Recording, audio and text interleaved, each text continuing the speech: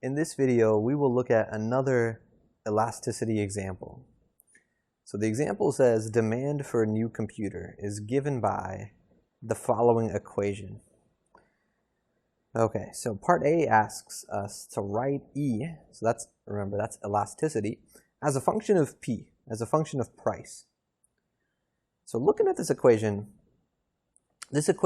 is implicitly defined. I don't have Q as a function of P here. I have both of the variables on one side of this equation. Okay, so what I want you to do is first pause the video and try this on your own for about 3 minutes. So if it's helpful, refer back to our previous video or your lecture notes so far to remind yourself, well, what was the formula for E?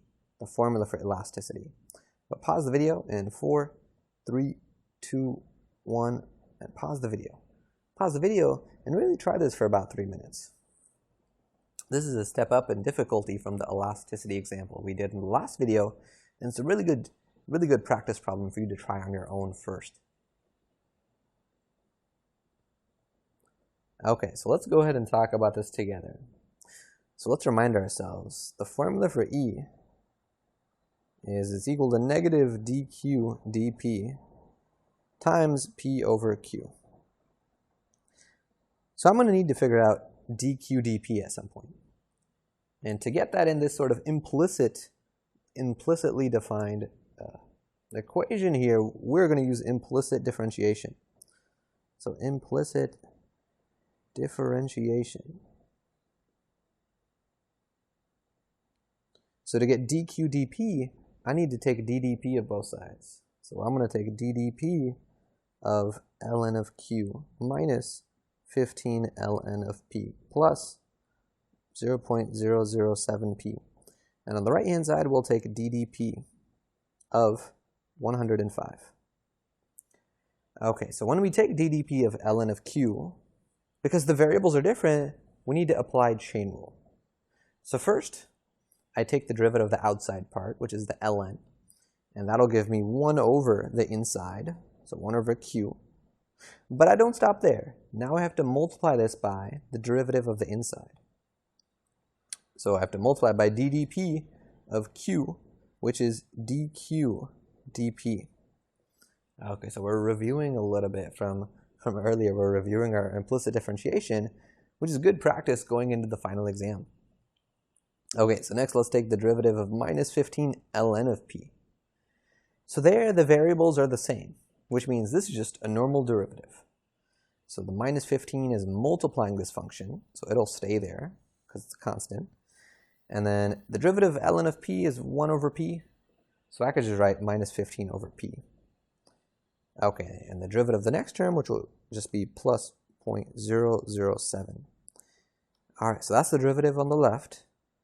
On the right, 105 is a constant, so its derivative is 0. Okay, so let's isolate this 1 over q dq dp first.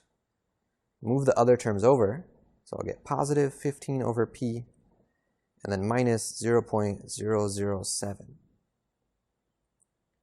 So my goal is, I need to first get dq dp by itself.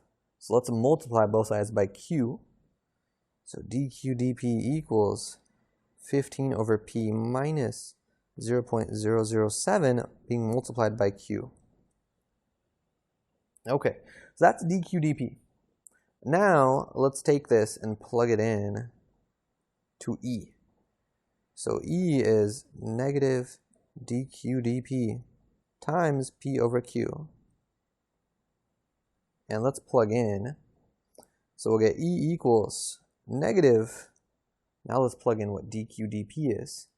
It's 15 over p minus 0.007 q, and that's going to get multiplied by this p over q. So that gets multiplied by the p over q. So that was this p over q here. Okay, so the nice thing is, well, the q's cancel. That is actually really nice about this. All right, so now if we just simplify this a little bit further, we get E equals, so I could distribute this negative sign in, and I could distribute this p in. So that'll give me negative 15 for the first term, because the p's would cancel, and the negative would get multiplied in. And for the next term, well, the negatives would cancel and give me a positive 0.007, and then the p would also get multiplied in, so I'd get times p. And that's my elasticity as a function of p. I've gotten it as a function of just one variable, p. All right, so let's do part B now, which is asking what price will maximize the revenue. So what price is going to maximize the revenue? So one thing that we sort of saw in the previous video was it helped to figure out when the elasticity equaled 1. That was sort of a tipping point. It was at least a potential tipping point, and it just so happened to be the place where the max happened. So let's figure out when E equals 1, when the demand is unitary, and then verify that that's actually a max. Okay, so E in this problem is negative 15 plus 0.007p. We want that to equal 1. Okay, so if I move the 15 over, we get 0.007p equals 1 plus 15 is 16. Okay, so 0.007, writing that as a fraction, this is 7 over 1,000 p, and that equals 16. I'm doing that just so I don't need a calculator to work out what my answer is. Okay, so p, if we isolate it, we get 16 times, if we have to multiply both sides by the reciprocal of 7 over 1,000. So we'll multiply by 1,000 over 7. So we end up getting 16,000 over 7. That's the price that makes the demand unitary, that makes E equal 1. So as we saw in the last video, well, now we have to verify that this price is actually going to give us the max revenue. So we have to test it. So we're going to do this, as we did in the last video, by making a number line, but a number line for elasticity. Okay, so let's make a number line. So make a number line. We put this price that makes the demand unitary on it, so 16,000 over 7. And then because we're talking about price, price can't be negative. So I'll put a bracket at 0. Price can be 0, which is why I put a bracket there. I include it, but it can't be less than it. So I don't have to worry about values less than 0. Okay, so I'm making a number line for elasticity. So I'll put E here. Okay, so if I plug in a number, so I need to plug in a number smaller than 16,000 over 7, but bigger than 0, and then a number bigger than 16,000 over 7. So for this question, one thing that makes this a little bit easier is if I were to graph my elasticity function. So my elasticity function was here. This is what E equaled. Well, that's a linear function. The y-intercept is negative 15, so it's something negative, and the slope is positive 0.007. So my graph looks something like this, my graph of elasticity. And then this value, this 16,000 over 7, is a price, 16,000 over 7. It just so happens to be the price that makes the elasticity equal 1. And looking at this graph, I can easily see that to the left of 16,000 over 7, the elasticity is less than 1. And to the right of it, it is greater than 1. Okay, so now I need to interpret what does that mean? So when the elasticity is less than 1, the demand is inelastic. Now let's put this in green actually. The demand is inelastic. So when it's inelastic, that means raising the price by a certain percentage will result in the demand dropping by a smaller percentage. So the demand does not drop a whole lot. It is not elastic. It's not very sensitive to changes in price. Okay, so when that happens, raising the price will increase R. It increases R because overall the percentage price increase is larger than the percentage demand drop, decrease. All right, and when the elasticity is greater than 1, the demand is elastic. So when the demand is elastic, raising the price by a certain percentage will make the demand drop by a greater percentage. In other words, the demand is very sensitive to changes in price. So in this situation, raising the price decreases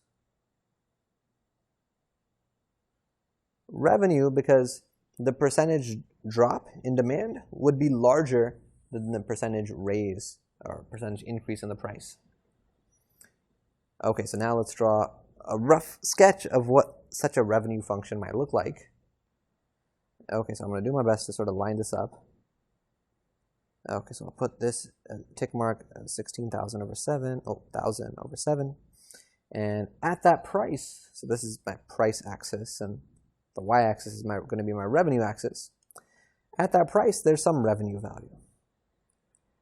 So what we know based off the number line is, to the left of 16,000 over 7, this is the price that made the demand a unitary, that made elasticity equal 1. To the left of that value, when we raise the price, that should increase the revenue. So raising the price should increase the revenue. That's something like this. Raising the price increases the revenue, and it continues that way. All the way, so the whole way to the left of this value, the graph should look like that. And the whole way to the right of this value, the demand is elastic. So raising the price should decrease the revenue. So my graph should look like that the whole way to the right. So I can see now that this is an absolute max. I just have to write a sentence to justify that. Okay, so I would say something like, the max occurs. What did the question want? Did it want the price or the max revenue? I just said, what price will maximize the revenue? So it just wants the price, because that's a little bit easier. So the max occurs at P equals 16,000 over $7. And I have to say why. Since the revenue is increasing for all values of P that are less than 16,000 over 7, and the revenue is decreasing for all values of P that are greater than 16,000 over 7. Okay, so we mentioned this in the last video as well, but including a sentence like this to justify why this is actually an absolute max and not just a local max is really important, because in optimization problems, we are trying to find absolute maxes and absolute mins. Okay, so one final part to this question. Part C, should the price from B be lowered or raised or kept the same if we want to increase the revenue? Okay, so I want you to try this first on your own. Pause the video for 1 minute. Should be a quicker question to try this. 4, 3, 2, 1. Pause the video. Pause it for just a minute to try this question. All right, so hopefully you've done that. Hopefully you've paused the video for about a minute to try this. So the answer is it should be kept the same. Kept the same. And the reason why is we know based off of our previous part B, since this price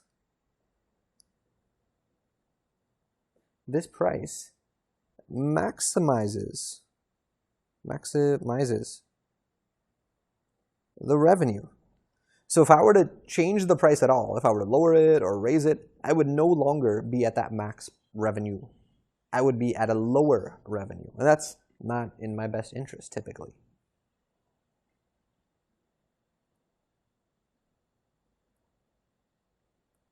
So specifically, if we want to increase the revenue, we shouldn't change at all because we're at the max revenue value already. Alrighty, so I think I forgot to do this at the end of my previous video, but in the previous video, we finished goals 1 and 2. We talked about how we can use elasticity to determine whether raising the price would either increase the revenue or decrease the revenue. And we also talked about how we can find max revenue using elasticity. And in this video, we did another elasticity example. Okay, so one cool comment that I want to make is, this is our last new section of our class. It's the last new section of Math 30, the last new topic that we are going to learn. So at this point, definitely take a few minutes. I'll just write take a minute and celebrate. This is a great achievement. If you've made it this far, that's really awesome work. I appreciate all the hard work that you've put in to make it this far. So the plan for our next lecture day is to do a review in preparation for the final exam.